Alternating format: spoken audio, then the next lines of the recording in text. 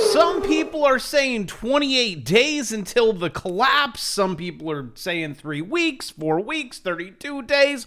But big picture, China is collapsing. I mean, for as much as cue the fire, they will release, because, you take footages of things happening in China, you go to jail. And the elephant in the room in the China economy has always been the real estate sector. Look, here's us. We're just like a little sliver. Them, almost 75%. We're looking at $52 trillion. And you know what they always say? Don't put all your eggs in one basket. Well, they kind of put all their eggs in one basket. So you have their housing market collapsing, their banking collapsing. Oh, but that's fine. We're okay. Our housing market's perfectly fine over here, bravo. Oh, and talking about that housing market. Oh, but the stock number go up today. I'm so confused. I'll explain. And there, I got something in the charts. You gotta wait. Should I sell my house now before prices crash? No, prices aren't gonna crash. Who would ever say that? Or wait for the next real big real estate boom. And coming over to exploring Google, if you guys are searching, this is the search term "sell my house," going back to forever.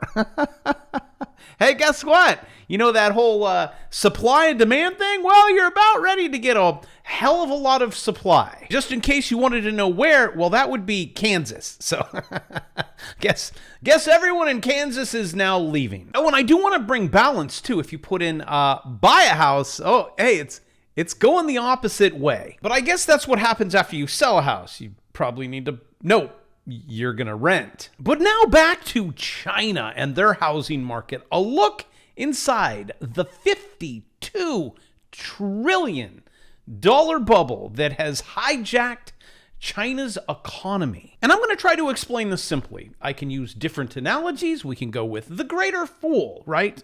You buy, everything works, well, until it doesn't. And then everything comes back to the means. You're like, oh, that... right? The pump and dump. The last 2 years, you have seen them, right?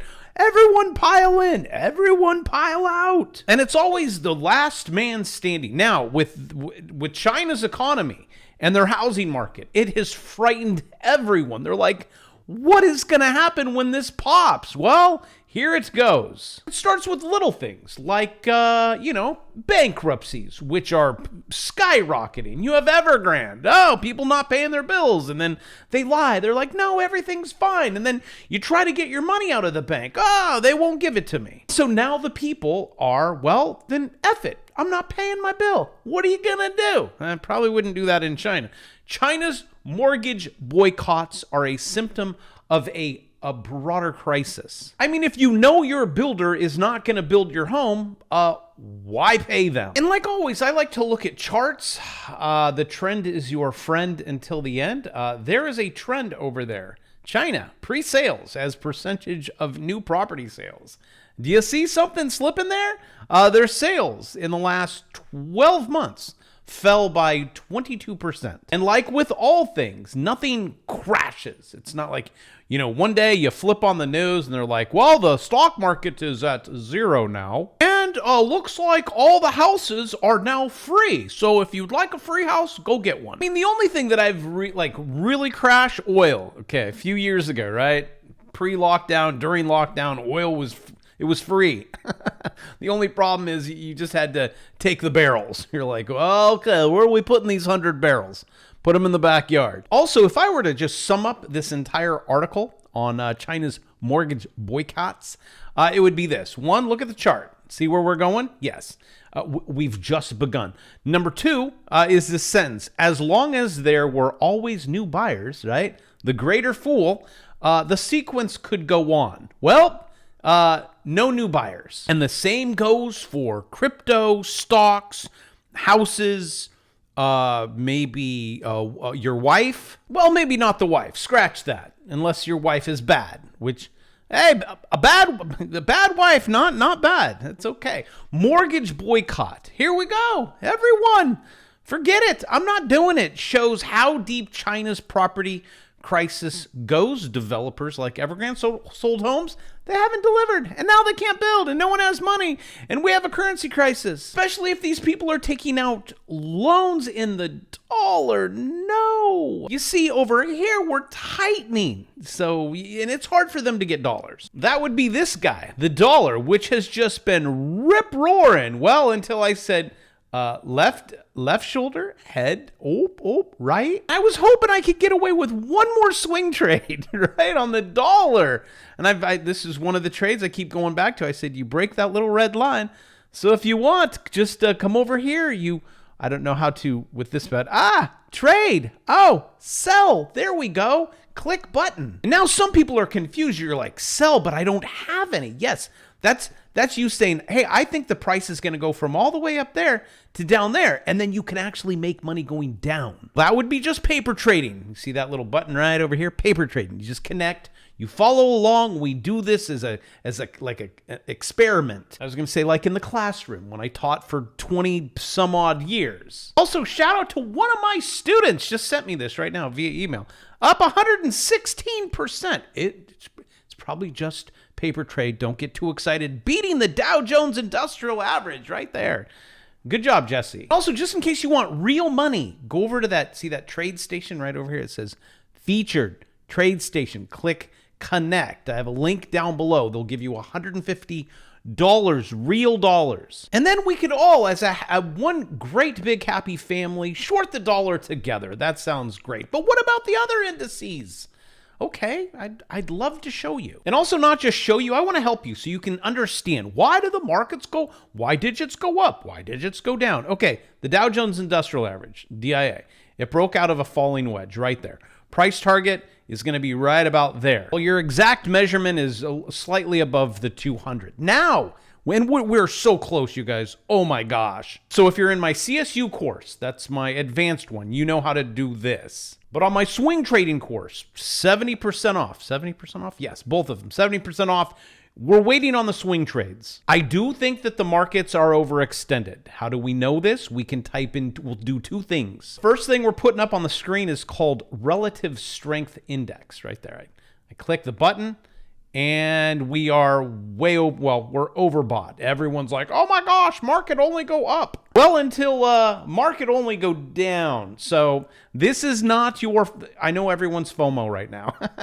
Please don't. I think we have a high probability, okay, that this thing is going to then chill, okay, and then we get another pump. Here is your S&P 500. There's a blue line up there. You see, okay, so we're all right, we're overbought. Everyone's like, oh my gosh, we got to get in with the CTA because they're pumping billions in right now. They have to. This is July. Well, it was July, August. I guess time flies when you're having fun, but about latest estimates, 12 billion to buy over the next week. So that should bode well for things like this. Again, supply and demand. But all right, here we go.